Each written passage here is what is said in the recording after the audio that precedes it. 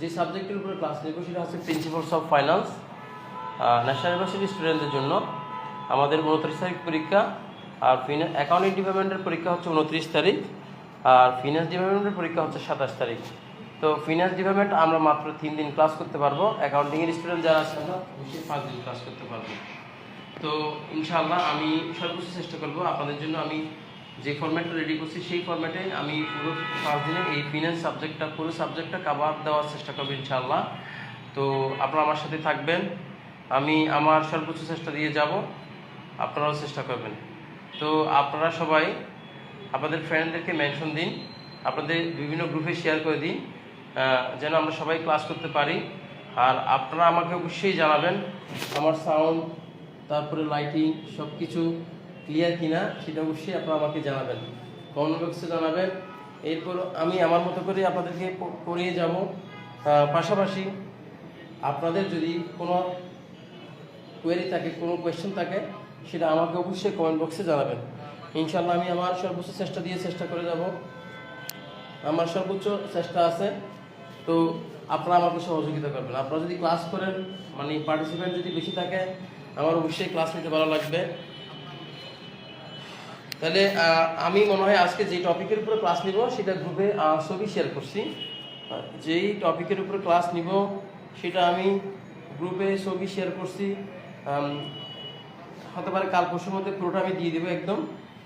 এখন আপাতত আমি যেই টপিকটা ক্লাস নিব সেই টপিকগুলোই দিচ্ছি, ঠিক আছে? তো প্রতিদিন আমরা একটা নির্দিষ্ট ওয়েতে আগাবো, তাহলে আমাদের পড়াগুলো খুব গোছানো হবে ইনশাআল্লাহ। আপনারা একদম তাড়াহুড়ো করবেন না, সুন্দর করে ডিসিশন নিয়ে যেন ক্লাস করতে পারেন, সেভাবে আগাবেন। দেখেন প্রতিদিন আমরা 10টা করে যদি ব্রিফ কোয়েশ্চেন শিখি, তাহলে আমাদের 5 দিনে কিন্তু মিনিমাম 50টা ব্রিফ কোয়েশ্চেন শেখা হয়ে যাবে।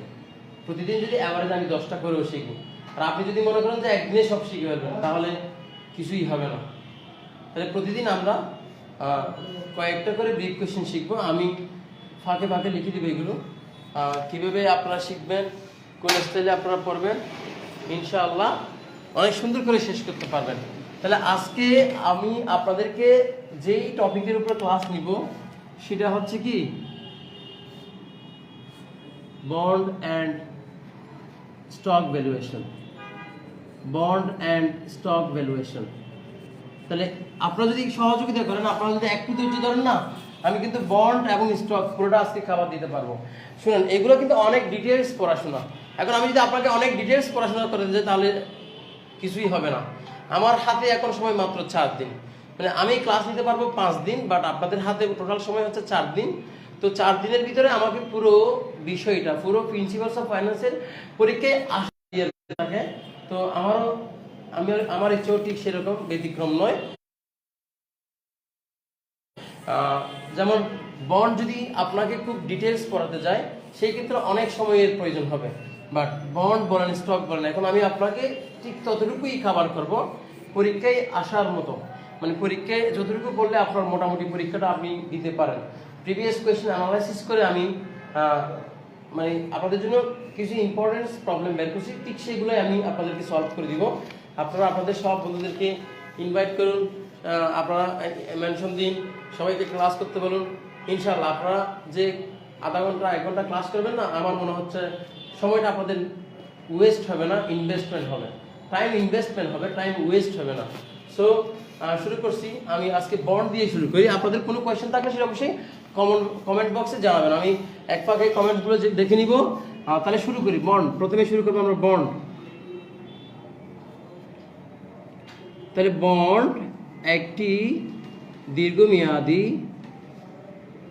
ঋণ প্রতিজ্ঞাপত্র।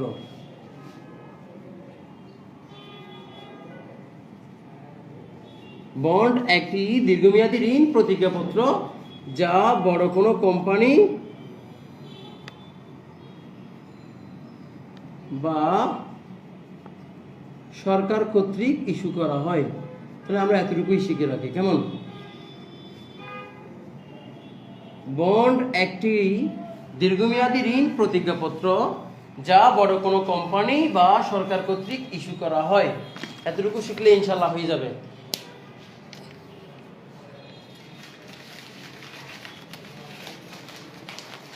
তাহলে বন্ড একটি দীর্ঘমেয়াদী ঋণ প্রতিজ্ঞাপত্র যা বড় কোনো কোম্পানি বা সরকার কর্তৃক ইস্যু করা হয়। ওকে, এই তো অনেক কিছু আসছে মাশাআল্লাহ।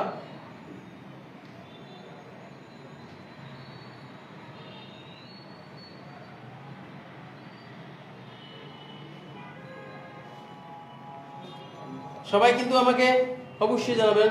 তালুকদার সোনি, আসসালামু আলাইকুম স্যার। ওয়ালাইকুম আসসালাম। সবাই পাশে থাকবেন। এই যে অনেকেই মেনশন দিচ্ছে, অবশ্যই এটা ভালো। সবাই মেনশন দিবেন, আপনাদের বন্ধুরাও যেন ক্লাস করতে পারে। আর আপনাদের যদি সাউন্ড প্রবলেম হলেই বলবেন, আর যদি বোর্ড দেখা না যায় সেটাও বলবেন। অনেকেই বলতেছে ক্লিয়ার না, এখন আসলে জানি না ক্লিয়ার কিনা, আপনারা আমাকে জানাবেন।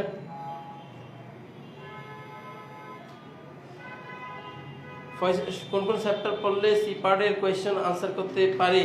Math and theory. ফয়সাল একটু সাথে থাকো, ইনশাআল্লাহ হয়ে যাবে সব। তানজিম, আসসালামু আলাইকুম ভাইয়া। ওয়ালাইকুম আসসালাম। তাহলে ওকে, তাহলে আমি পড়ালেখা চলে যাচ্ছি। লিখো বন্ড। এখানে অনেক সময় কি, এই যেমন আমরা ডশূন্য র, বশূন্য র, এই বিন্দুটা এইটা তো আমরা অনেক সময় দেখি না, বুঝছেন? আমি বলে দিচ্ছি, বন্ড একটি দীর্ঘমেয়াদী ঋণ প্রতিজ্ঞাপত্র যা বড় কোনো কোম্পানি বা সরকার কর্তৃক ইস্যু করা হয়। তাহলে আমরা বন্ডের সংজ্ঞাটা শিখে ফেললাম। তাহলে বন্ডের সাথে রিলেটেড আমরা আরো কিছু ব্রিফ কোয়েশ্চেন শিখে ফেলবো। এটা আমরা বাসায় শিখে ফেলবো, আমি আপনাদেরকে লিখে দিচ্ছি দেখেন। তাহলে বন্ড আমরা শিখে ফেলবো, পাশাপাশি আমরা শিখবো হচ্ছে কি, এগুলো হচ্ছে ব্রিফ কোয়েশ্চেনের জন্য, লিখে ফেলেন সাথে সাথেই। তারপর আমি অঙ্কে চলে যাচ্ছি। তাহলে বন্ড, আমি এখন একটা ব্রিফ কোয়েশ্চেন আপনাদেরকে লিখে দিছি, বন্ড কি। এখন এটার সাথে আপনি শিখবেন হচ্ছে কি, জাং বন্ড কি, যেগুলো খুবই ইম্পর্টেন্ট আমি সেগুলো দিচ্ছি আপনাদেরকে। জাং বন্ড কি, তাহলে আপনি শিখবেন শূন্য কুপন বন্ড কি, আপনি শিখবেন ওয়াইটিএম কি, আপনি শিখবেন ওয়াইটিসি কি। এগুলো অবশ্যই আপনাকে শিখতে হবে। জাং বন্ড কি, শূন্য কুপন বন্ড কি, তারপর আপনি শিখতে পারেন কল বন্ড কি, তারপরে শিখতে পারেন হচ্ছে কি কুপন হার কি। তাহলে আমি আপনাদেরকে টোটাল 7টা প্রশ্ন এই পর্যন্ত লিখে দিছি। যদি আপনাদের এখানে জানার কিছু থাকে আমি সেই বলে দিব। তাহলে জাং বন্ড কি, শূন্য কুপন বন্ড কি, ওয়াইটিএম কি, ওয়াইটিসি কি, কল বন্ড কি, কুপন হার বন্ড কি, কুপন হার কি, এগুলো আপনারা অবশ্যই লিখে রাখেন। বাসায় পড়ার চেষ্টা করবেন, আর না পারলে আমাকে অবশ্যই পরে ভিডিওর ক্লাস শেষে আপনারা আমাকে কমেন্ট বক্সে জিজ্ঞেস করলে আমি ইনশাল্লাহ বলে দিব। তাহলে আমরা এখন অঙ্কে যাই। আমি এখন টোটাল 7টা ব্রিফ কোয়েশ্চেন দিয়ে দিলাম। এটা একটা সিলেবাস। জাং বন্ড, শূন্য coupon bond, YTM, ওয়াইটিসি, call bond, coupon হার কি। এর আগে হচ্ছে বন্ড কি শুধু।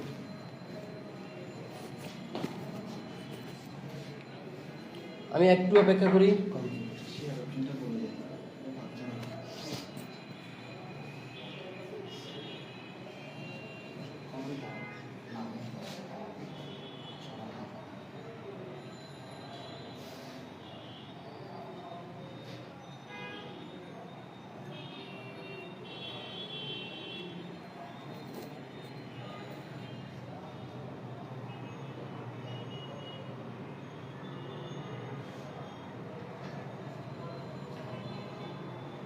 ওকে, আমি যাচ্ছি, আমি এরপরে যাচ্ছি।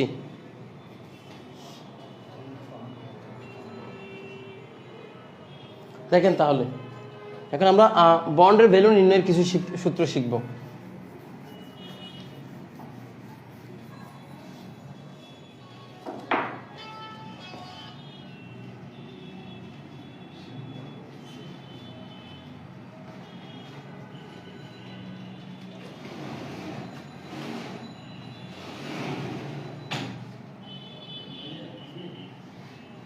তাহলে লিখলাম হচ্ছে কি ভ্যালুয়েশন অফ বন্ড, বন্ডের ভ্যালু নির্ণয়ের সূত্র, ভ্যালুয়েশন অফ বন্ড। এখন আমরা বন্ডের ভ্যালু নির্ণয় করব। ব্র্যাকেট দিয়ে আমি লিখে দিয়েছি নির্দিষ্ট মেয়াদি বন্ড। এখানে অনেকগুলো সূত্র শেখানো যাবে আপনাকে চাইলে, কিন্তু আমি এত বেশি সূত্র আপনাদেরকে শিখাবো না। আমি শুধু পরীক্ষার উপযোগী প্রশ্নগুলোই পড়াবো, কারণ আমার পরীক্ষার সময় মাত্র 4 দিন। এই 4 দিনের মধ্যে আমাকে পুরো ফিনান্সটা যতটুকু পারি কভার করতে হবে, আমার সিলেবাসটা কভার করতে হবে, তাই আমরা শুধুমাত্র যা লাগে তাই দিব। এখানে চাইলে অনেক কিছু দেওয়া যাবে, এত কিছু আমি দিচ্ছি না। তাহলে ভ্যালুয়েশন অফ বন্ড, আমরা এখন বন্ডের ভ্যালু নির্ণয়ের সূত্র শিখবো, কিন্তু এই সূত্রগুলো কখন অ্যাপ্লাই করবো? নির্দিষ্ট মেয়াদি বন্ডের জন্য। তাহলে আমি শুধুমাত্র এখানে দুইটা সূত্র দিচ্ছি, দেখেন BV আর হচ্ছে VV।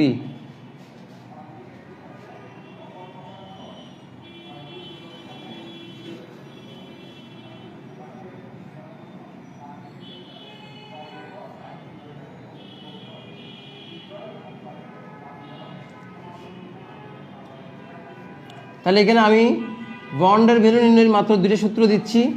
এই দুটো সূত্র আমরা কখন অ্যাপ্লাই করব? নির্দিষ্ট মেয়াদি বন্ডের ক্ষেত্রে। তাহলে এটা বন্ডের অঙ্ক হতে হবে, পাশাপাশি নির্দিষ্ট মেয়াদি বন্ড হতে হবে। বন্ডের অঙ্ক প্লাস নির্দিষ্ট মেয়াদি বন্ড, তাহলেই আমরা এই সূত্রগুলো অ্যাপ্লাই করব। তাহলে এখানে আমি দুটো সূত্র লিখে দিচ্ছি, দেখেন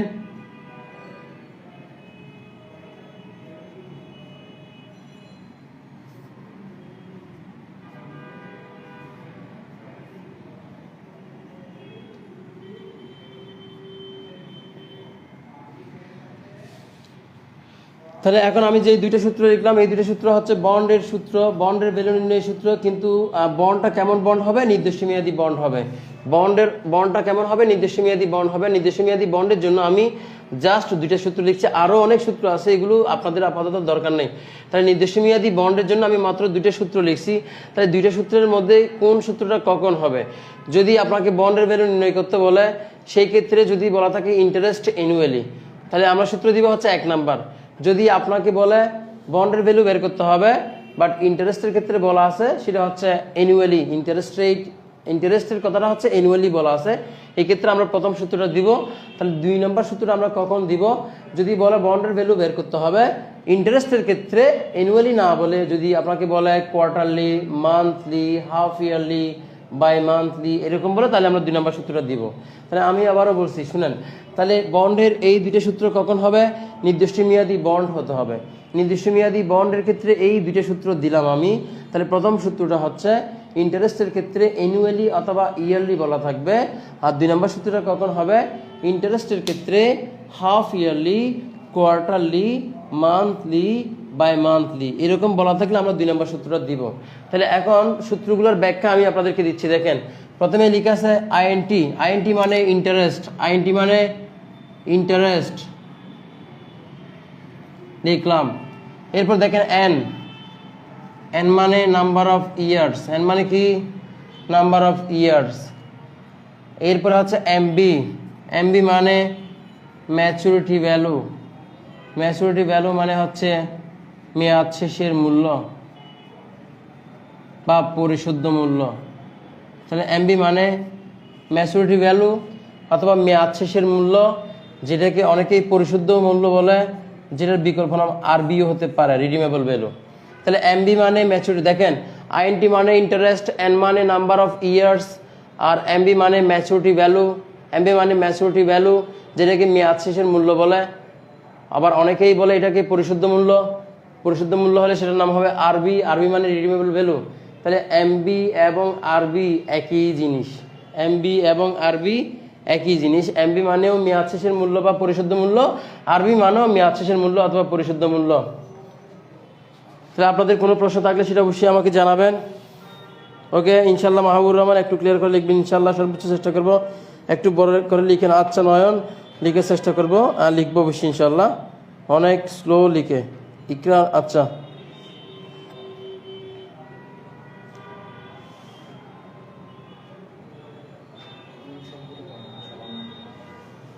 ওকে। তাহলে আপনারা যদি পাশে থাকেন ইনশাল্লাহ আমি সর্বোচ্চ চেষ্টা করবো অনেক ভালো করে ক্লাস নেওয়ার জন্য, আপনাদের যেন উপকার হয়। অপকার তো ইনশাল্লাহ হবে না, হয় উপকার হবে অথবা কিছুই হবে না, বাট অপকার আপনাদের হবে না ইনশাল্লাহ। তাহলে আমি একটু আবার বলে আসি, তারপরে অঙ্কে চলে যাচ্ছি। তাহলে এই সূত্রগুলো আমরা কখন অ্যাপ্লাই করব? বন্ডের অঙ্ক হতে হবে এবং নির্দিষ্ট মেয়াদি বন্ড হতে হবে। তাহলে বন্ডের ভ্যালু নির্ণয় সূত্র নির্দিষ্ট মেয়াদি বন্ডের জন্য। তাহলে প্রথম সূত্র যেটা, সেটা হচ্ছে বন্ডের ভ্যালু নির্ণয় করতে হবে, বাট ইন্টারেস্টের ক্ষেত্রে অ্যানুয়ালি অথবা ইয়ারলি বলা থাকবে। আর 2 নম্বর সূত্রটা হবে বন্ডের ভ্যালু বের করতে হবে ইন্টারেস্টের ক্ষেত্রে half yearly, monthly, quarterly, bimonthly এরকম বলা থাকবে। তাহলে আইএনটি বুঝে দিলাম, এন এর মানও বুঝে দিলাম, এমবিও বুঝে দিলাম, বাট ক্যাডি একটা রয়ে গেছে না, এই ক্যাডির অনেক নাম আছে, ক্যাডির অনেক নাম, ক্যাডির অনেক নাম। আপনারা ক্যাডির নামগুলো যদি মুখস্থ করেন না, আপনাদের অনেক কষ্ট হয়ে যাবে। যেমন আমি একবার বলে দিই, বলে দেওয়ার পরে আপনি কিভাবে শর্টকাটে মনে রাখবেন সেটাও বুঝে দিব। তার এটা আপনাদের লিখতে হবে না। ক্যাডি মানে required rate of return, KD মানে expected rate of return, KD মানে ইয়েল্ডিং পার্সেন্টেজ, ক্যাডি মানে কস্ট অফ ক্যাপিটাল, ক্যাডি মানে কস্ট অফ ইকুইটি, ক্যাডি মানে অপরচুনিটি কস্ট, ক্যাডি মানে ডিসকাউন্ট রেট, ক্যাডি মানে ইকুইটি ক্যাপিটালাইজেশন রেট। নিশ্চয়ই আপনাদের মাথার উপর দিয়ে চলে গেছে, এজন্য আপনারা কিছুই মনে রাখবেন না। এতক্ষণ ধরে আমি যা বলছি সবই ভুলে যাবেন। আপনারা মনে রাখবেন হচ্ছে কি, ক্যাডির ক্ষেত্রে ইন্টারেস্ট রেট এবং coupon rate, interest rate oblique coupon rate ছাড়া প্রশ্নে যত রেট থাকবে সব ক্যাডি। তাহলে আপনারা কি এটা মনে রাখতে পারবেন না? তাহলে ক্যাডির যে নামগুলো আছে না, স্থান কাল পাত্রভেদের নামগুলো চেঞ্জ হয়ে যায়। তাহলে আপনি এতগুলো নাম যদি মুখস্থ করেন না, তাহলে আর ফিনান্স বই পড়তে হবে না আপনাকে। তাই আমি আপনাদেরকে শর্টকাটে বলে দিলাম, আপনি যখন বন্ডের অঙ্ক করতে যাবেন ওই হবে। ওকে, তাহলে আমি সূত্র লিখে দিলাম, সূত্রের ডিসকাশন দিয়ে দিলাম। তাহলে আমরা এখন অঙ্কে চলে যাচ্ছি। দেন আপনাদের কাছে শিট আছে, আপনাদের কাছে শিট আছে, শিট থেকে দেখেন আপনাদের অনেকের কাছে প্রিন্ট আউট, আমাদের সব স্টুডেন্টের প্রিন্ট আউট করা আছে।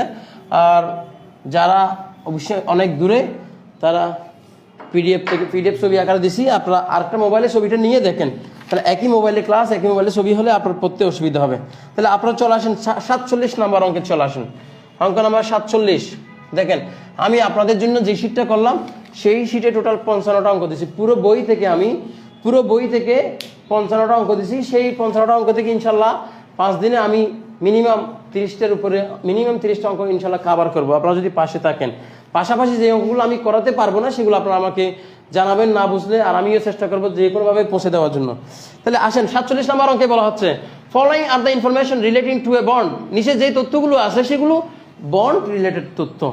প্রথমে বলা আছে ফেস ভ্যালু টাকা 2000, ফেস ভ্যালু দেওয়া আছে 2000 টাকা, coupon rate 13%, discount rate 15%, maturity period 7 years. তাহলে দেখেন এখানে ফেস ভ্যালু দেওয়া আছে 2000 টাকা, কুপন রেট মানে ইন্টারেস্ট রেট দেওয়া আছে 13%, ডিসকাউন্ট রেট কি হবে? তাহলে ক্যারি হবে, কারণ আমি আপনাদেরকে বলছি কুপন রেট এবং ইন্টারেস্ট রেট ছাড়া যা থাকবে সব ক্যারি।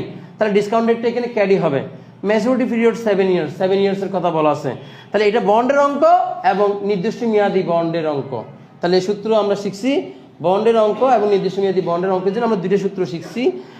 লিখে আছে what will be the price of bond, বন্ডের প্রাইস বের করতে বলছে if interest is paid yearly and bimonthly. একটা হচ্ছে ইয়ারলি আর একটা হচ্ছে কি বাই মান্থলি। তাহলে আমি আপনাদেরকে সূত্র লিখে দিচ্ছি। দেখেন 27 নম্বর অঙ্কের রিকোয়ারমেন্ট 1, এখানে ইন্টারেস্ট বলা আছে হচ্ছে ইয়ারলি, তাহলে আমি ইয়ারলি দিলাম।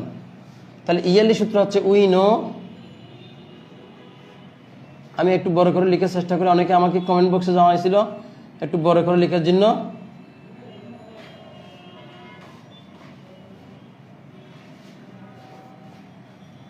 তাহলে বন্ডের ভ্যালু নির্ণয়ের জন্য আমরা দুইটা সূত্র শিখছি নির্দিষ্ট মেয়াদী বন্ডের জন্য। তাহলে এখন যেহেতু এটা ইয়ারলি বলা আছে তাই আমরা 1 নম্বর সূত্র দিলাম। যেহেতু ইয়ারলি বলা আছে তাই 1 নম্বর সূত্র দিলাম। তাহলে উই নো বি সমান, তাহলে ভ্যালু অফ বন্ড সমান interest into 1 - 1/1 plus carry whole to the power n divided by carry plus MB/1 plus carry whole to the power n লিখে ফেললাম। লিখার পরে যোগ বিয়োগ আপনারা বাসায় করবেন, আমি এখানে মূল কনসেপ্টটা আপনাদেরকে বুঝিয়ে দিব। যদি যোগ বিয়োগও করেন অনেক সময় যাবে, কারণ যোগ বিয়োগের পিছনে আমাদের অনেক সময় চলে যায়।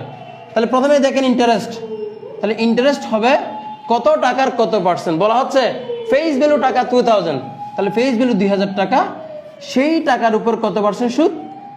13% সুদ। তাহলে কত হয়?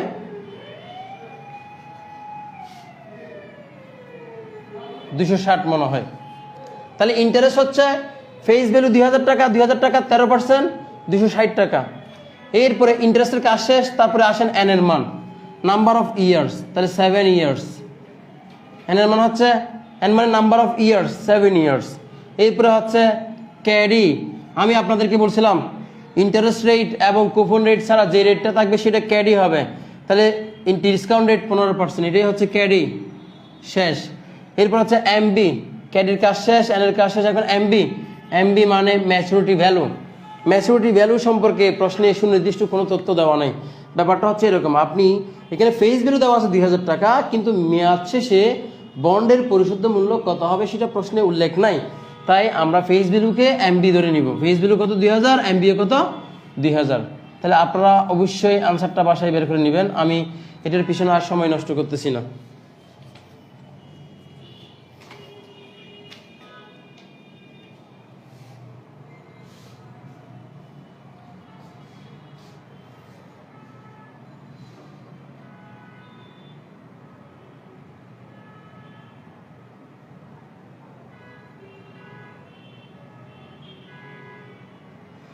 স্যার একটু বড় করে বললে ভালো হতো স্যার, ইনশাআল্লাহ বড় করে বলবো।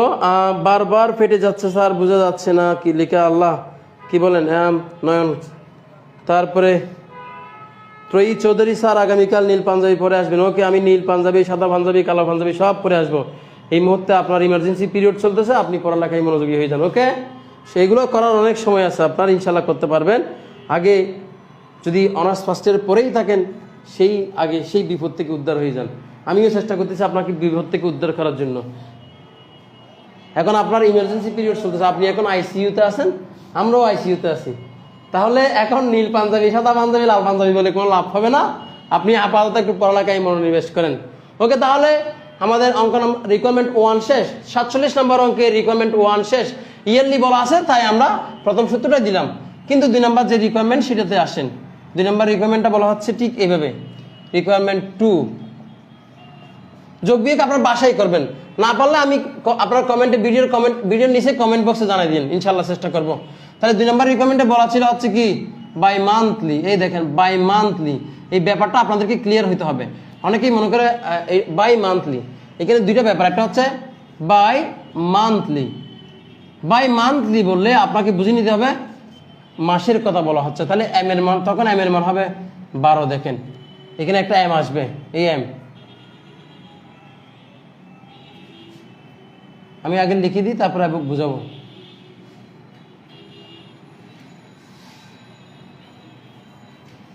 তাহলে 2 নম্বর যে রিকোয়ারমেন্ট সেটাও বন্ডের ভ্যালু নির্ণয় করবো আমরা, কিন্তু সেখানে বলা ছিল বাই মান্থলি। তাহলে আমরা জানি যদি ইয়ারলি অথবা ইন্টারেস্টের ক্ষেত্রে যদি ইয়ারলি অথবা অ্যানুয়ালি বলে, তাহলে 1 নম্বর সূত্রটাই। যদি half yearly, monthly, bimonthly, quarterly বলে, তাহলে সূত্রে একটা কি আসে, এম আসে। আসলে আপনাকে আমি 2টা সূত্র লিখে দিচ্ছি না, 2টা সূত্র নয়, এখানে একটা সূত্র। একটা পারলে আপনি 8টা সূত্র অটোমেটিক্যালি পেরে যাবেন। সেটা হচ্ছে কি, শুধুমাত্র ইন্টারেস্টের নিচে এম দিবেন, ক্যারির নিচে এম দিবেন, তারপরে এন এর পাশে এম দিবেন, দিয়ে দিলাম। তাহলে এখন এম এর মান কত হবে এটা আপনারা জেনে রাখবেন। যদি আপনাকে মান্থলি বলে, তাহলে এম এর মান হবে 12। যদি আপনাকে বলে বাই মান্থলি, এখান থেকে আপনি অনেক কিছুই কভার করতে পারবেন। তাহলে বাই মান্থলি মানে এম এর মান 6। বাই মান্থলি মানে 2 মাস অন্তর অন্তর, বাই মান্থলি না, কিন্তু এটা বাই মান্থলি। তাহলে মান্থলি বললে 12, বাই মান্থলি বললে 6। তারপরে যদি আপনাকে বলে কোয়ার্টারলি, তাহলে হবে 4। যদি আপনাকে বলে আর কি বলতে পারে হাফ ইয়ারলি, তাহলে হবে 2। হাফ ইয়ারলির বিকল্প নাম হচ্ছে সেমি অ্যানুয়ালি। হাফ ইয়ারলি অথবা সেমি অ্যানুয়ালি বললেই 2। তাহলে এটা আপনারা মনে রাখবেন, কারণ আমি আপনাকে বাই মান্থলি পড়াচ্ছি। পরীক্ষায় বাই মান্থলি না আসে, শুধু মান্থলি আসতে পারে, পরীক্ষায় শুধু কোয়ার্টারলি আসতে পারে, শুধু হাফ ইয়ারলি আসতে পারে। হাফ ইয়ারলির বিকল্প নাম হচ্ছে সেমি অ্যানুয়ালি। তাহলে আপনি সব কিছুই জেনে রাখবেন। তো আমাদের এই অঙ্কে বলছে কি বাই মান্থলি। তাহলে দেখেন আমরা ঠিক আগে নেমে যাচ্ছি। আচ্ছা, এখানে তো কোনো কিছু চেঞ্জ করার দরকার ছিল না, আমি মুছে দিয়েছি বলে। তাহলে ইন্টারেস্ট ঠিক আগের মতোই। 2000 টাকার কত পার্সেন্ট? 13%, 260। এন এর মান 7 ইয়ার্স লিখলাম। ক্যাডি 0.15। এমবি সম্পর্কে প্রশ্নের সুনির্দিষ্ট কোনো তথ্য দেওয়া নাই, তাই ফেস ভ্যালুটাই হচ্ছে কি এমবি। আর এখানে এম যেটা আসছে, এম এর মান হবে, যেহেতু বাই মান্থলি বলছে, আমি এখানে লিখে দিচ্ছি বাই মান্থলি মানে 2 মাস অন্তর অন্তর, 1 বছরে 6 বার হয় 6। তাহলে আপনারা অঙ্কটা বাসায় অবশ্যই প্র্যাকটিস করবেন, ইনশাআল্লাহ পারবেন।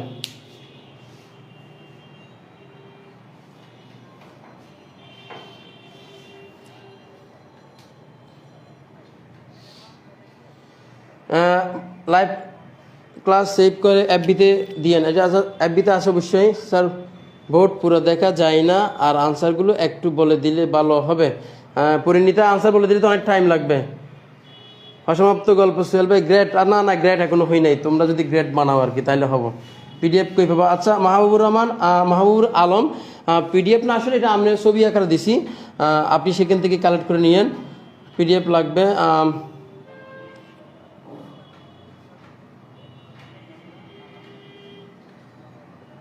অসমাপ্ত গল্প নাইজেরিয়ান নামই সোমালিয়ান, কিন্তু আপনি কেমন সেটাও তো আমি একটু দেখতাম, সুবিধা হইতো। কোনো বাই নেই, বাই তো হইতে পারে তাই না? অসমাপ্ত গল্প, কিন্তু আপনার গল্প শেষ হচ্ছে না কেন? চিরঞ্জিত নাহা বাইরে স্ক্যান রিটার্ন লাগবে ইনশাল্লাহ। লাইভ সেভ করেন, ওকে। ক্লাস রেকর্ডটা গ্রুপে দিয়েন, ওকে।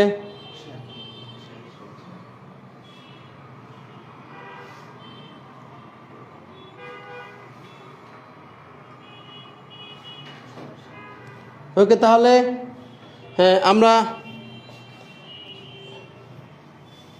তারকদের সোনিয়া অনেক সুন্দর ক্লাস নিচ্ছেন স্যার, ধন্যবাদ। ইনশাল্লাহ আপনার পাশে থাকলে আরও সুন্দর হবে, তাহলে ক্লাস আরও সুন্দর হবে। তাহলে 47 নম্বর অঙ্ক শেষ। আনসারটা আপনারা করবেন তাহলে, কারণ এখানে যদি আমি আনসারটা করতে যাই, ক্যালকুলেশনটা করতে যাই, অনেক সময় লাগবে। এই ক্ষেত্রে আমরা আসলে বেশি পড়তে পারবো না। এখন তো আমাদের ইমার্জেন্সি পিরিয়ড চলতেছে, তাই না? 47 নম্বর অঙ্ক শেষ। আমি 46 নম্বর অঙ্ক যেটা, সেটা আপনাদেরকে জাস্ট হিন্টসটা লিখে দিব, আপনার বাসায় করে ফেলবেন। শুধু হিন্টসটা লিখে দিব। দেখেন 46 নম্বরে বলা হচ্ছে determine the value of bond of Rubina company from the following information. নিচে যে ইনফরমেশনগুলো দেওয়া আছে, রুবিনা কোম্পানির যে ইনফরমেশনগুলো দেওয়া আছে সেখান থেকে আমাদেরকে বন্ডের ভ্যালু নির্ণয় করতে বলছে। তাহলে প্রথমে লেখা আছে কুপন রেট 10%, ফেস ভ্যালু 1000 টাকা, discount rate 15%, maturity period 12 years. তাহলে কুপন রেট মানে ইন্টারেস্ট রেট, ফেস ভ্যালু দেওয়া আছে, discount rate 15%, maturity period 12 years. তাহলে এই অঙ্কের জন্য নিশ্চয়ই আপনারা বুঝতে পারছেন, যেহেতু এটা বন্ডের অঙ্ক এবং নির্দিষ্ট মেয়াদী বন্ড, তাহলে নির্দিষ্ট মেয়াদী বন্ডের জন্য আমরা মাত্র 2টা সূত্র শিখছি। আমি বলছি 2টা সূত্র না, শুধু অনেকগুলো সূত্র আছে। আমাদের পরীক্ষার জন্য যা লাগে আমি সেই সূত্রগুলো এখানে ফোকাস করলাম। তাহলে আমি আপনাদেরকে 2টা সূত্র লিখে দিয়েছি। তাহলে এখন 2টা সূত্রের মধ্যে যেহেতু half yearly, quarterly, month, weekly বলা নাই, তাহলে অবশ্যই 1 নম্বর সূত্র হবে। তাহলে 1 নম্বর সূত্রে আমাদের প্রথমে লাগে ইন্টারেস্ট। আমি ইন্টারেস্টের মানটা কত লিখে দিচ্ছি। ইন্টারেস্ট হচ্ছে ফেস ভ্যালু 1000 টাকা, সেই 1000 টাকার 10% হচ্ছে কত? 100 টাকা লিখে দিলাম। এরপরে হচ্ছে এনের মান। এনের মান কত বছর? 12 বছর। তারপরে হচ্ছে ক্যাডি। তাহলে আমরা জানি ইন্টারেস্ট রেট এবং কুপন রেট ছাড়া যেটা থাকে সেটাই ক্যাডি, 15%। তারপরে হচ্ছে এমবি। এই অঙ্কেও এমবি সম্পর্কে সুনির্দিষ্ট কোনো তথ্য দেওয়া নাই, তাই যেটাই ফেস ভ্যালু সেটাই এমবি হয়ে যাবে। শেষ। 46 নাম্বার কিন্তু শেষ। তাহলে 47 যদি আপনি ভালো করে খেয়াল করতেন, 46 আপনাকে ঠিক সেভাবে ইফোর্ট দিতে হইতো না। তাহলে এই 2টা অঙ্ক আপনার বাসায় অবশ্যই কমপ্লিট করবেন। কমপ্লিট করে আনসারগুলো কমেন্ট বক্সে জানিয়ে রাখবেন, তাহলে বাকিদেরও উপকার হবে এবং আপনারটা হয়েছে কিনা সেটাও যাচাই করা যাবে। ওকে, তাহলে বন্ডের ভ্যালু নির্ণয় 2টা সূত্র এবং 2টা সূত্রের অঙ্ক আমি আপনাদেরকে করাই ফেললাম। এখন আপনারা আসেন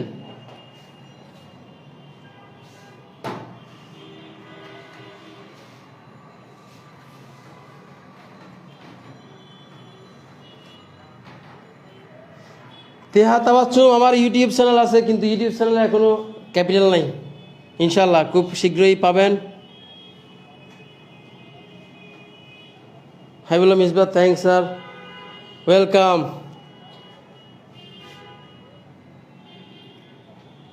ত্রয়ী চৌধুরী, হয় আপনি নীল পাঞ্জাবি তো না? স্যার আমি তো ব্যাকগ্রাউন্ড সায়েন্স থেকে, অ্যাকাউন্টিংয়ে কিছুই বুঝতেছি না, একদম কিচ্ছু না। ওকে, আমি কিন্তু অ্যাকাউন্টিং পড়াচ্ছি না, আমি আপনাকে ফিনান্স পড়াচ্ছি। এখানেই আপনার একটু সমস্যা আছে আর কি, বুঝেন নাই? তাহলে আপনাকে আগে সাবজেক্ট সম্পর্কে ধারণা নিতে হবে, আপনি কি অ্যাকাউন্টিং পড়তেছেন নাকি ফিনান্স পড়তেছেন। তাহলে আপনি ওই প্রথমে নীল পাঞ্জাবি নিয়ে আসলেন, তো এই জন্য আসল জিনিসটাই আপনার গলত হয়ে গেছে। আমি কিন্তু অ্যাকাউন্টিং পড়াচ্ছি না, আমি ফিনান্স পড়াচ্ছি। ওকে,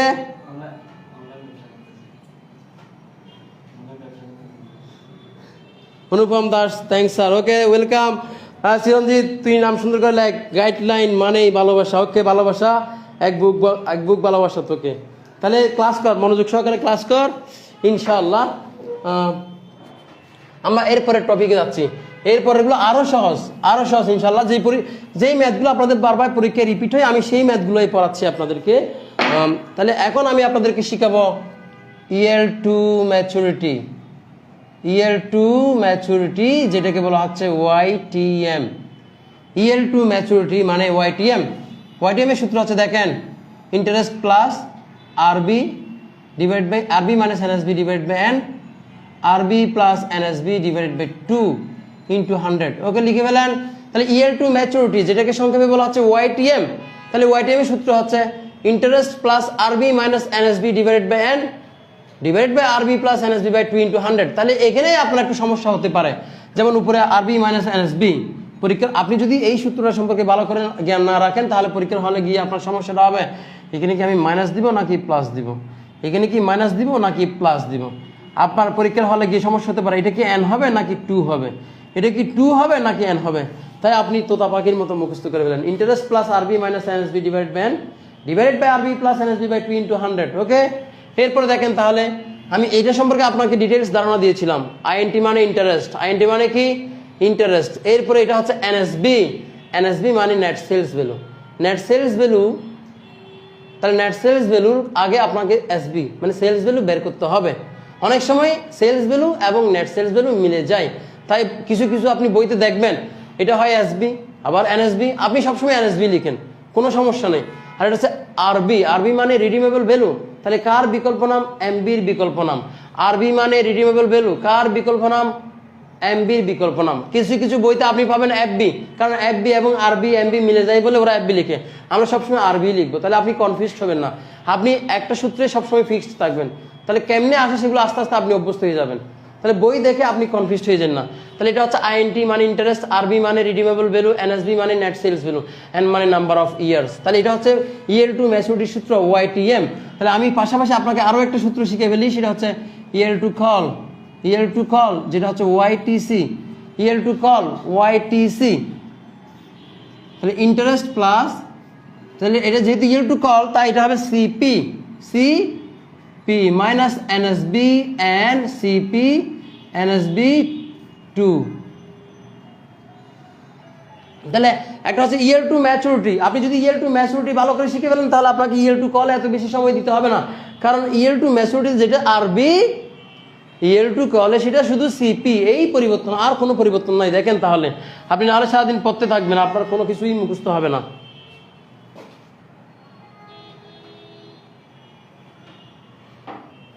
তাহলে আপনাদের প্রশ্ন থাকলে অবশ্যই আমাকে জানাবেন।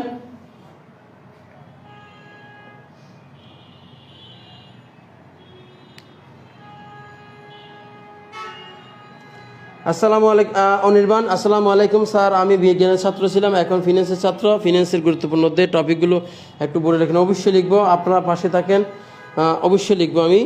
এরপর আমি যেমন আজকে একটা চ্যাপ্টার ধরলাম না, আসলে একসাথে সব তো দেওয়া যাবে, মানে দিলে তো আপনি নিজেও কভার করতে পারবেন না। তাই ইনশাল্লাহ আমি চেষ্টা করব সর্বোচ্চ যতটুকু কভার করে দেওয়া যায়। এগুলো তো বুঝতেছি না ক্লিয়ারলি সবাই কি প্রবলেম হচ্ছে। আচ্ছা তিহা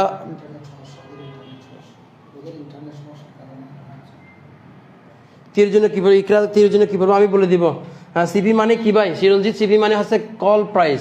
সিপি মানে অসমাপ্ত গল্প, রিস্ক অ্যান্ড রিটার্ন নিয়ে ক্লাস হবে ভাই, অবশ্যই হবে ইনশাআল্লাহ যদি বাসায় রাখে। আর আপনারা যদি পাশে থাকেন, আপনারা না থাকলে তো হবে না। আপনি তো কিছুক্ষণ আগে সোমালিয়ান তারপরে সাউথ আফ্রিকান নিয়ে পড়ে আসছিলেন ভাই, এখন ইমার্জেন্সি পিরিয়ড চলে, আপনি এগুলো তো পড়তে পারবেন, বুঝেন নাই? আমি আপনাদের সাথে অনেক দুষ্ট, বুঝেন না? কিন্তু স্থানকাল পাত্রভেদে বুঝতে হবে তো, কি বলেন? জি স্যার, আপনি ফিনান্স পড়াচ্ছেন জানি, সরি স্যার। ওকে, তো এই আপনার বুঝজ্ঞানের জন্য আপনাকে অসংখ্য ধন্যবাদ, আমার মন থেকে ধন্যবাদ আপনাকে, আপনি আসলে বুঝতে পেরেছেন। ওকে, তাহলে হাসি খুশিতে থাকা ভালো, আপনি সবসময় হাসবেন, ঠিক আছে? সব সময় হাসবেন। আর নীল পাঞ্জাবি বললে হাসিটা কেমন হবে সেটা আমি একটু দেখতে চাইবো। আপনি একটা আজকে নীল পাঞ্জাবি পরে হেসে ছবি দিবেন, ওকে? হাসেন তাহলে। ইয়ার টু ম্যাচুরিটি এবং ইয়ার টু কল দুইটাই কিন্তু একই সূত্র, শুধু এক জায়গায় পরিবর্তন। ইয়ার টু ম্যাচুরিটিতে হবে আরবি, ইয়ার টু কলে হবে সিপি, এই হলো পার্থক্য। তাহলে সিপি মানে কল প্রাইস বা কলেবল প্রাইস, আর আরবি মানে রিডিমেবল ভ্যালু। তাহলে সূত্র লেখা শেষ, আমরা অঙ্কে যাচ্ছি। কারণ এখানে যে জিনিসগুলো লাগে না, যেই এলিমেন্টসগুলো লাগে, আইএনটি ইন্টারেস্ট আমি আপনাদেরকে একটু আগে বুঝাইছি। আরবি মানে রিডিমেবল ভ্যালু, মেয়াদ শেষের মূল্য, ম্যাচুরিটি ভ্যালু, সেটাও বুঝলাম। এরপর হচ্ছে এনএসবি, এনএসবি মানে net sales value, net sales value. আর এন মানে নাম্বার অফ ইয়ার্স। তাহলে দেখেন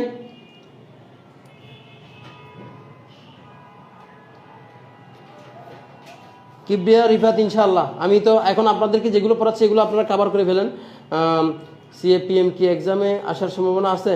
মোস্ট ইম্পর্টেন্ট সিএপিএম কনসেপ্টটা তালুকদার সোনিয়া খুবই ইম্পর্টেন্ট একটি কনসেপ্ট সিএপিএম এর। আমি আপনাদেরকে নেক্সট যে শিটটা দিব না সেখানে আমি দরকার হলে রিস্ক অ্যান্ড রিটার্নের বিষয়গুলো আপনাদেরকে ক্লিয়ার করে দিব, শিট দিয়ে দিব। এখানে আমি সিএপিএম থেকে রিস্ক অ্যান্ড রিটার্ন থেকে 1 2 3 4 5 6 7 8 9 10টা অঙ্ক কভার করেছি। এই 10টা অঙ্ক যদি পড়েন ইনশাআল্লাহ এখান থেকে চলে আসবে ইনশাআল্লাহ। না আসলেও আপনি মোটামুটি কভার করতে পারবেন যেটাই আসুক। ওকে, তাহলে আমি আগে বন্ডের কাজটা শেষ করি। তাহলে বন্ডে আপনি আপনাদেরকে 46 47 করে ফেলছি। এখন আপনারা চলে আসবেন হচ্ছে 50 নাম্বার অঙ্কে। 50 নাম্বার অঙ্কটা যদি আপনারা করেন তাহলে আমাদের ওআইটিএম এবং ওআইটিসি দুইটা কনসেপ্টে ক্লিয়ার হয়ে যাবে। তাহলে দেখেন 50 নাম্বার অঙ্কে বলা হচ্ছে SB limited has a 14% debenture with a face value of টাকা 100। SB limited has a 14% debenture with a face value of টাকা 100 that matures at par in 15 years। তাহলে এসবি লিমিটেডের যে ডিবেঞ্চার যে বন্ডগুলো আছে সেগুলো 14% সুদের, মানে সেখানে সুদের হার হচ্ছে 14%। ফেস ভ্যালু 100 টাকা, that matures at par in 15 years. তাহলে মেয়াদের জন্য হবে, মেয়াদ শেষের মূল্য হবে কত? এট পারে, মানে ফেস ভ্যালু যা মেয়াদ শেষের মূল্যও তা। এট পার, এট PAR, এট পার মানে সমমূল্যে, মানে বন্ডের ফেস ভ্যালু যা হবে ম্যাচুরিটি ভ্যালু অথবা রিডিমেবল ভ্যালুও কি হবে তা হবে। The debenture is callable in 5 years at টাকা 114। তাহলে ডিবেঞ্চারের কলেবল প্রাইস দেওয়া আছে 114 টাকা। কয় বছর পরে কল করবে? 5 বছর পরে। The debenture is callable in 5 years at টাকা 114। ইট কারেন্টলি সেলস ফর টাকা 105। ইট কারেন্টলি সেলস ফর টাকা 105। বর্তমানে বিক্রি করে 105 টাকায়। সেলিং প্রাইস অথবা মার্কেট প্রাইস 105 টাকা। Calculate the bonds year to maturity and year to call. তাহলে দেখেন একটা অঙ্কের মধ্যে আমরা দুইটা কনসেপ্ট পেয়ে যাচ্ছি। Calculate the bonds year to maturity and year to call. আমাদেরকে ওআইটিএম এবং ওআইটিসি দুইটাই বের করতে বলছে। তাহলে রিকোয়ারমেন্ট 1-এ বলা হচ্ছে ওআইটিএম ইন্টারেস্ট প্লাস আরবি এনএসবি অ্যান্ড আরবি এনএসবি 2। তাহলে যোগ কোথায় বিয়োগ কোথায় সেটা আপনাদেরকে খেয়াল করতে হবে। তাহলে ওআইটিএম এর সূত্র হচ্ছে interest plus RB minus NSB divided by N divided by RB plus NSB by 2 × 100। তাহলে হিয়ার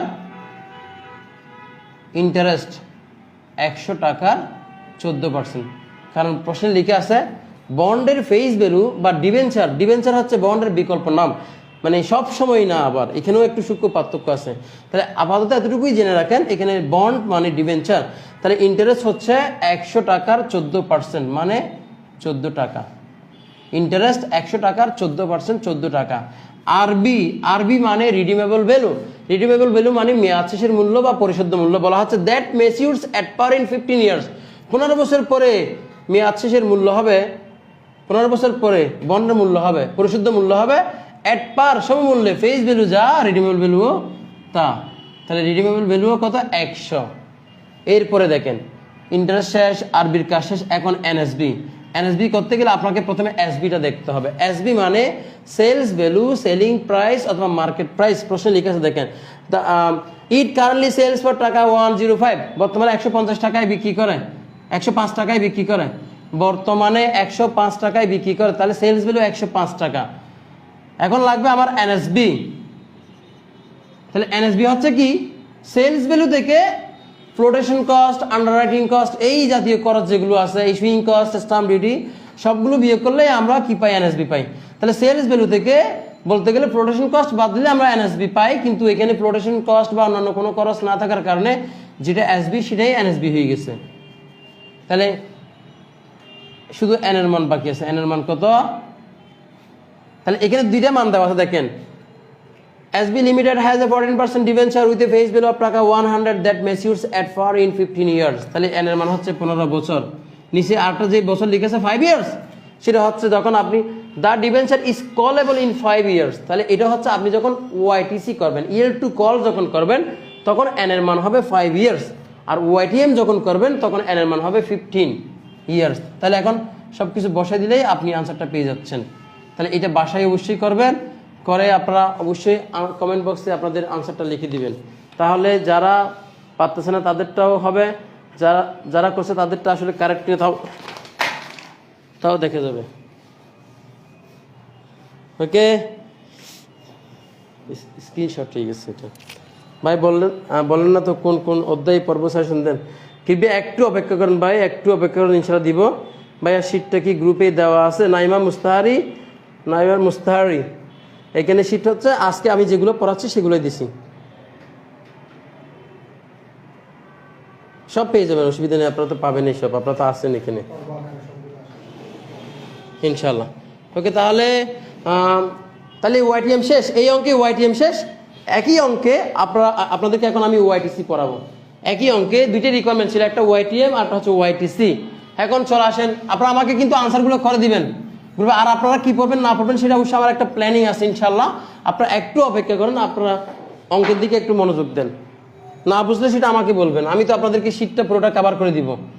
তো আর গ্রুপে তো পেয়ে যাবেন, সব আমি দিয়ে দিব ইনশাল্লাহ। তাহলে রিকোয়ারমেন্ট 2 হচ্ছে ইয়ার 2 টিসি। তাহলে এখানে দেখেন ইন্টারেস্ট আমার আর বের করতে হচ্ছে না, একটু আগে আমরা যেটা ইন্টারেস্ট বের করছি সেটাই 14 টাকা। অথবা আমি আবার লিখে দিচ্ছি এখানে যেন আপনারা ভুল না করেন। 14 সিপি মানে হচ্ছে কল প্রাইস। কল প্রাইস প্রশ্নে লিখে আছে 114 টাকা লিখলাম। আর এসবি হচ্ছে 105, আর এখানে এনএসবিও 105। এন এর মান হবে 5 ইয়ার্স। কেন 5 ইয়ার্স? কারণ এখানে বলা হচ্ছে the debenture is callable in 5 years at টাকা 114। তাহলে 5 বছর পরে কল করা হবে 114 টাকায়। তাহলে আনসারটা আপনারা অবশ্যই বাসায় করে ফেলবেন।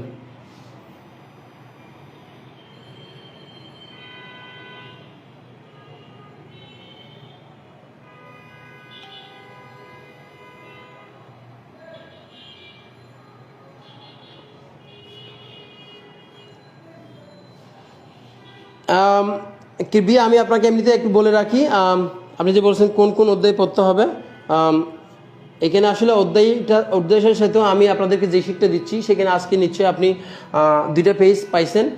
এখানে টোটাল 9টা পেজ আছে, এই শিটে টোটাল 55টা অঙ্ক আছে। আপনি পরীক্ষার জন্য এই 55টা অঙ্ক বারবার প্র্যাকটিস করে যাবেন, ইনশাল্লাহ অনেক ভালো করবেন ইনশাল্লাহ। আমি আশাবাদী, বাকিটা আল্লাহর উপর, আল্লাহ যদি সহায় হয় তাহলে হতে পারে 100 কমন হইতে পারে, এটা হচ্ছে আল্লাহর উপর পুরোটা।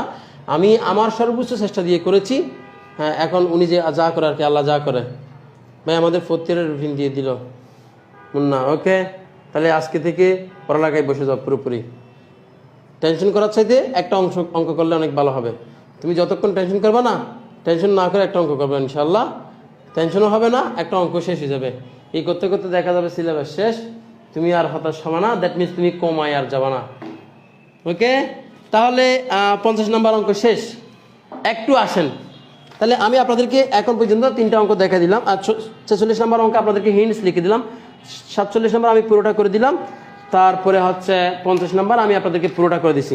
এরপরে আসেন 48 নম্বর এবং 49 নম্বর অঙ্ক আমি আপনাদেরকে বাসায় করতে দিব, কিন্তু এখানে আমি হিন্টসটা লিখে দিব। 46 নাম্বার যেভাবে করে দিছি ঠিক সেভাবে করে দিব, আপনারা একটু দেখেন, একটু খেয়াল করেন। তাহলে 48 নম্বরে বলা হচ্ছে এই 9% 12 years bond of টাকা 5000 has been issued at the rate of 5% discount। এই 9%, তাহলে এখানে 9%-এর আশেপাশে কিছু বলা নেই, তাহলে বুঝে নিতে হবে আপনাকে এটা সুদের হার। কেন সুদের হার? যেহেতু এটা বন্ডের অঙ্ক, তাহলে বন্ডের সাথে যদি কোনো পার্সেন্টেজ দেওয়া থাকে তখন সেটি সুদের হার আমরা ধরে নিই। তাহলে 9% সুদে 12 years bond of টাকা 5000 টাকা মূল্যের বন্ড, 12 বছর মেয়াদি বন্ড হ্যাজ বিন ইস্যুড, প্রিমিয়ামে দায় পরিশোধ করা হয়েছিল। If the protection cost is 2% of face value, protection cost কত পার্সেন্ট? 2%। কার উপর? ফেস ভ্যালুর উপর। তাহলে এখানে একটু বিতর্ক আছে। এখন বিতর্ক যেটা সেটা তো আপনি বলতে, কোনো স্যার যদি ফেস ভ্যালু মানে প্রোটেকশন কস্ট মনে করেন লিখে আছে 2%, ফেস ভ্যালু সেলস ভ্যালু কিছু বলা নাই, তাহলে কোনো স্যার যদি ফেস ভ্যালুর উপর ধরে তাহলে সেটাকে আপনি ভুল ধরতে পারবেন না, সেলস ভ্যালুর উপর ধরলে সেটাও ভুল ধরা যাবে না, কারণ এক একজনের কনসেপ্ট, এক একজনের পড়ানোর স্টাইল আলাদা। সবাই চাইবে আপনাকে শুদ্ধটা পড়াইতে, সবাই চাইবে আপনাকে ঠিকটা পড়াইতে, সবাই চাইবে নিজেরটা ভালো করে পড়াইতে, এটাই তো। এখন ফ্লোটেশন কস্ট যদি পার্সেন্টেজ দেওয়া থাকে কিসের উপর দত্ত হবে সেটা বলা না থাকে, তখন অনেক স্যার বলে কি যেহেতু এটা পার্সেন্টেজ তাই মূল টাকার উপর ধরা ভালো, ফেস ভ্যালুর উপর ধরা ভালো। আবার অনেক স্যার বা অনেক মনীষী মানে অনেক স্যার টিচার বলবে আপনাকে এটা হচ্ছে যেহেতু বিক্রয় রিলেটেড খরচ তাই সেলস ভ্যালুর উপর ধরা ভালো। তাহলে এখন আপনি কোনটা কারেক্ট মনে করবেন? তাহলে দুইটাই কারেক্ট। ফ্লোটেশন কস্ট সম্পর্কে যদি কোনো তথ্য না থাকে তাহলে ফেস ভ্যালুর উপর ধরলেও কারেক্ট, সেলস ভ্যালুর উপর ধরলেও কারেক্ট, কিন্তু সেলস ভ্যালুর উপর ধরাটা বেশি যুক্তিসঙ্গত যেহেতু এটা বিক্রয় রিলেটেড খরচ। তাহলে ফ্লোটেশন কস্ট যদি পার্সেন্টেজ দেওয়া থাকে কিসের উপর ধরতে হবে সেটা বলা না থাকে তাহলে দুটোই কারেক্ট, কিন্তু সেলস ভ্যালুর উপর ধরাটা বেশি যুক্তিসঙ্গত, কিন্তু ভুল হবে না। তাহলে এখানে তো বলেই দিচ্ছে কোনো সমস্যা নেই। এই জন্য ইদানিং যে প্রশ্নগুলো করেন না স্যাররা তখন কিন্তু ওনারা বলে দিচ্ছেন, যেমন এখানে বলা আছে flotation cost 2% of face value, তাহলে এখন আর কোনো বিতর্ক নাই। দেন ক্যালকুলেট ইটস অ্যাপ্রক্সিমেট ওয়াইটিএম, তাহলে ওয়াইটিএম করতে বলছে। তাহলে ওয়াইটিএম এর সূত্র জানি, ওয়াইটিএম এর সূত্রে আমাদের কি কি লাগে? প্রথমে লাগে আমাদের ইন্টারেস্ট, তাহলে ইন্টারেস্ট এখানে কত টাকার কত পার্সেন্ট? 5,000 টাকার 9%, 450 টাকা। এরপর লাগবে আরবি, আরবি মানে রিডিমেবল ভ্যালু মানে পরিশোধ্য মূল্য অথবা মেয়াদ শেষের মূল্য বলা হচ্ছে। And redeemed at the rate of 3% premium, 3% প্রিমিয়ামে দায় পরিশোধ করা হবে, 3% প্রিমিয়ামে দায় পরিশোধ করা হবে।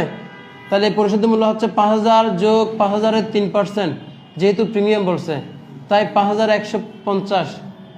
তাহলে রিডিমেবল ভ্যালু অথবা পরিশোধ্য মূল্য অথবা ম্যাচুরিটি ভ্যালু বলা হচ্ছে 3% প্রিমিয়ামে দায় পরিশোধ করা হবে। তাহলে আমরা জানি প্রিমিয়াম মানে বেশি মূল্যে, তাহলে যোগ 5,000 যোগ 5,000 3%, 5,150।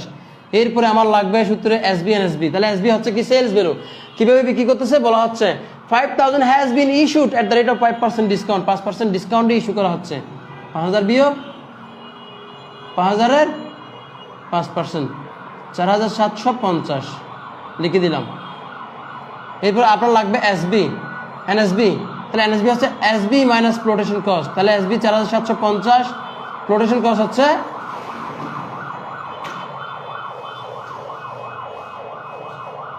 Flotation cost